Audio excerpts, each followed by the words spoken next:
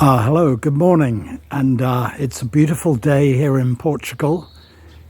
This is my garden. This is a magnolia tree. You can see it's, what is it, March the 8th, I think. It's camellias here. It's a beautiful spring morning.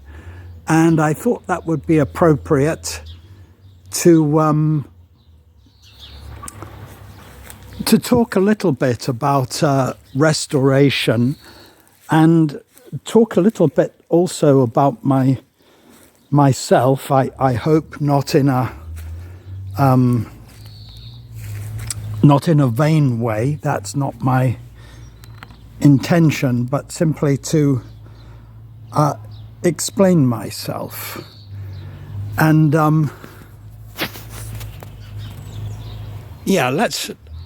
let's just leave the camera on the garden for a change rather than myself. So my name's Gary Craig Powell, for those of you who don't know me. And I'm also sometimes known, as those of you who know my Substack will know, as the Comandante. And I wanted to talk a little bit about that. Does that indicate that militarism, far-rightism, neo-fascism? Really, it doesn't. But let's talk a little bit about it and how I got the name. I've long been fascinated by the figure of Gabriele D'Annunzio, the Italian writer, soldier, and statesman who lived from 1863 to 1938, I think. And he was not only the most famous writer of his era, particularly as a poet, but also a great war hero in the First World War. And after the First World War, he became the Comandante, which simply means commander, of what was in effect an independent republic, really, on the Croatian coast, the Dalmatian coast, based at a place then called Fiume. That was the Italian name for it. It's now known as Rijeka in Croatia. He's often described as proto-fascist in the literature because he certainly did inspire Mussolini, although he didn't like him personally and never joined the fascist party. But he certainly was a nationalist. And the fact that he ran this little republic for about 18 months on the Croatian coast, in some ways as a kind of dictator, and in some ways as a kind of military dictator, because he always wore uniform. He was a colonel in the Italian army. And he held military rallies and parades and so on.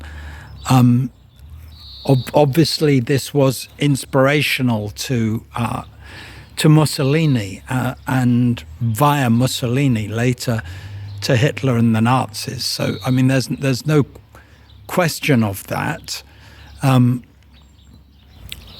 However, he certainly.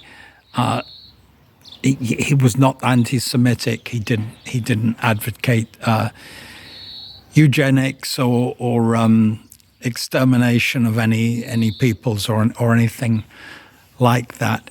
He was a bit of a militarist. He supported the Italian invasion of Libya, for example, and I think near the very end of his life, of Abyssinia as well by Mussolini. And, you know, I'm not necessarily defending that. but he was a man who wanted to restore Italy to greatness, to its former greatness. He was unapologetically patriotic, nationalistic, and I don't see anything wrong with that. You know, you can be patriotic without despising other nations. It doesn't have to be racist or white supremacist or anything. And so how has this alias, this alter ego of the Comandante come to be applied to me? Well, simply by association, I suppose. And you know, I called myself the Comandante once or twice in a sort of tongue-in-cheek way on the blog, and some of my followers and subscribers started calling me the Comandante or Il Comandante, and it seems to have stuck. And for me, it was partly a joke, and partly the opportunity to, in Jungian terms, I suppose, to embrace the shadow, to using this alter ego, perhaps to be a little bit bolder and a little less apologetic, a little less measured than perhaps I would usually be, and that is usually considered acceptable in our society. So, you know, I do think that we're at a time now where restoration is absolutely necessary. And for me, the most hopeful sign in British politics is that Rupert Lowe's new party, Restore Britain, aims at doing precisely that. I think its aims are laudable. It aims to stop immigration,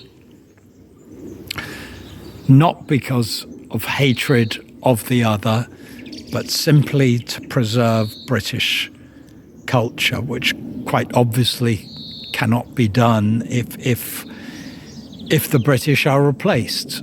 The party has other aims too, massively cutting back on the power of the bureaucrats and activist judges, cutting taxation, and so on. I think its weakness, if it has one, is that although it pays lip service to Britain being a Christian nation, I can't see that it has a strong spiritual dimension, and I think for true restoration that's absolutely necessary. I think all of the parties at the moment, on the right and the left, are making the mistake of thinking that we can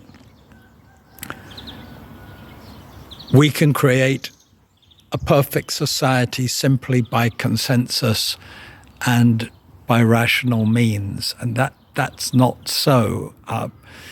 European civilization has been Christian for almost 2,000 years now, since the reign of Constantine, basically, and without that Christian heritage,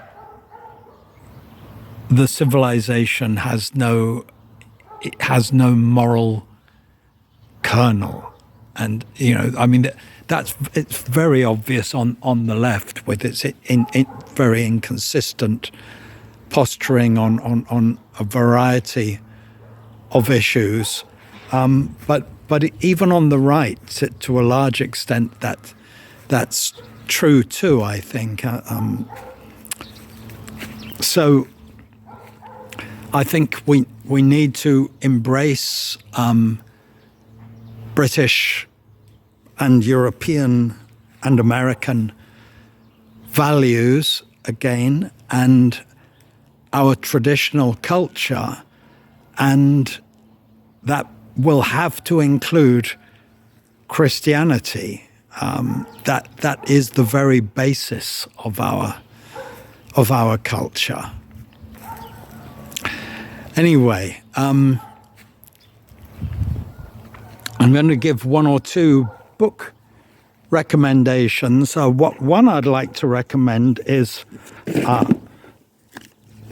by D'Annunzio himself. Let's see if I can show it to you. There you are, Notturno by Gabriele D'Annunzio. This is one of his most unusual books. It's how can I explain it? It's what would now be called creative non-fiction. It's a kind of mixture of memoir and poetry, which he wrote after a flying accident during the First World War, which left him completely blind in one eye, nearly blind in another, and he was kept in a darkened room in Venice, unable to write, and he basically wrote on little strips of paper, which his daughter cut up for him and then stuck together. It was a kind of a very innovative way to write, and it produced a very innovative book. In some ways, he's not a brilliant writer, but I think that's a brilliant book, and Hemingway thought so too.